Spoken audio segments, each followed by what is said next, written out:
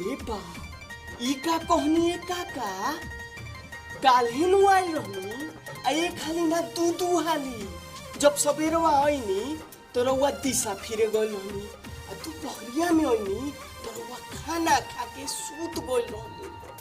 बात बहुत बनाओ, बात बनावे में तो ललुए के धोबिया पटकार मार देवे। काल आके कौन उजिया देले, आज काल में अंतरे का बा रहे दे 10 दिन बादे बनइबे तो का बने बिगड़े का बा। अरे का हो जीत भाई, का समाचार बा? ठीक बा नो? अब सुनली हटे कि महीना भर पहले तो दिल्ली गई रहल ह। कोनो हजामत के नयका डिजाइन सीखे गई रहल ह का? होड़ लगे तनी क्लास में को होनी होनी लोग। अरे हम काले साझे के आई बानी हो। काले साझे के आई बानी। इस साल पाजी हजाम दिल्ली जाए चाहे बॉम्बे, एकरा कोनो नयका कटिंग आवे के नहीं खे। ई हाथ जोन अपना बाप से सीखले बा उहे कटिंग जिंदगी भर काटी।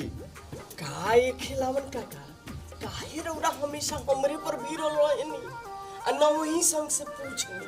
जब से हम दिल्ली से आइल बानी न जाने कतना लइकन संग के नायका कटिंग कटले बानी। चाही ना बाजारवा में सब उल्ट के चलत रहन संग आ जवार भर हल्ला कइले बारन संग कैलाश भैया कि एगो हजाम आइल बा दिल्ली से जोन सब हीरोइन संग के कटिंग काटता। हनु कौन कटिंग काटत रे, देवानंद के कि दिलीप कुमार के कि राज कपूर के? काहे काका ई सब मुआतार हीरोइन के अब के पूछत बा? अमिताभ बच्चन आ धर्मेंद्र के कटिंग केहू के नहीं के जचत। जानतनी थोड़ा बहुत अमिताभ बच्चन के दाढ़ी के कटिंग कटवाओ तो बा लोग आ ना तो ई सब हीरोइन ठंडा गइल बा लोग केहू नहीं के कटवावत। तो का घरी हेमा मालिनी आ रेखा के कटिंग काटत रे का? अरे काका रहुओ बानी हमेशा मजाक के सुझेला रहुआ। जानतनी आज के घड़ी में संजय दत्त, सलमान खान, आमिर खान, शाहरुख खान ये लोगन के कटिंग चलता, सब ये कुल कटवावत रहन सब। रहे दे काले नु बलभद्रा मुड़ी छेवले जात रहे, पूछनी का रे बाबू मुड़ी काहे छिलवेले बारे? तो कहत बा का कहीं ये काका जीत भाई केस काटत ले नयका कटिंग के बिगड़ गई तो कहले बलभद्रा छिलवा ले। तो दबा झड़त बरुए छिलवा ले रे तो बराबर जाम जाई। वो का करती छिलवा ले हनी और कोनो उपायो तो ना रहे। का रहुओ माने का अच्छा काका आई रहू खरहौलुआ साफ कर दे। रहे दे कि अपन आदत से बाज थोड़े आइबे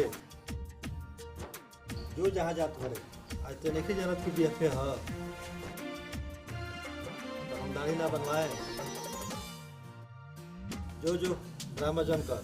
अच्छा काका हम कल भोरे जरूर आए। चल प्रणाम।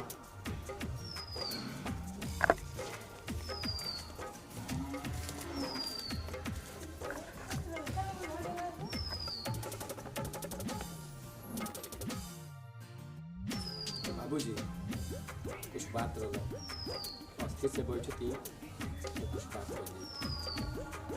पहिनी हरियर रंग चुनरिया, पहिरी हरियर रंग चुनरिया, धरती करे सिंगार। मोर भैया हो सबसे नीक गौआ हमार, मोर भैया हो सबसे नीक गौआ